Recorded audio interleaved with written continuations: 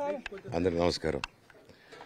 నేను ఆస్తి కోసమో డబ్బు కోసమో ఈ పోరాటం చేయట్లేదు. ఎందుకంటే ఇది పోరాటం కూడా కాదు, ఇది ఆత్మగౌరవానికి సంబంధించింది, నా భార్య పిల్లల సేఫ్టీకి సంబంధించింది. ఇది నాతో ఒక మగాడిగా నాతో డైరెక్ట్గా వచ్చి నాతో ఏం చేసినా పర్వాలేదు.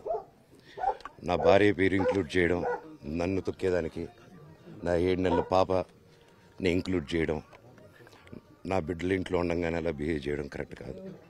ఈరోజు పోలీస్ దగ్గరికి నేను వెళ్ళి ప్రొటెక్షన్ అడిగాను. నేను మొన్న వచ్చి అడిగినప్పుడు మీకు అన్ని ఎవిడెన్స్లు ఇస్తాను. ఎస్ఐ గారు ఇక్కడి నుంచి వచ్చి నేను ఇస్తాను సార్ ప్రొటెక్షన్ చూపించాను. బౌన్సర్లు అందరూ అక్కడ దాక్కున్నారని చూపించాను. అది కొంచెం చూసి ఓకే సార్ మీరు ధైర్యంగా ఉండండి, మేము ఎక్కడికి వెళ్ళట్లేదని చెప్పి మాట్లాడి పారిపోయారు. ఇప్పుడు కానిస్టేబుల్స్ వచ్చి అందరూ నా మనుషులందరినీ భయపించి ఇప్పుడు వాళ్ళ పేర్లు తీసుకొని బెదరగొట్టి మా మనుషులు పంపించేసి వేరే బాడీ గార్డ్ లోపల పంపించున్నారు సార్. జరగదు కాదు సార్. ఫస్ట్ ఈ డిపార్ట్మెంట్ ఎందుకు వన్ సైడ్ తీసుకుంటున్నారు? కంప్లైంట్ తీసుకున్న తర్వాత వాళ్ళకి ఏ అధికారం ఉంది? నా ప్రొటెక్ట్ చేసే మనుషులు పంపించేదానికి అధికారం ఏముంది? ప్రపంచంలో అందరినీ కలుస్తాను సార్, బయలుదేరుతున్నాను. Thank you.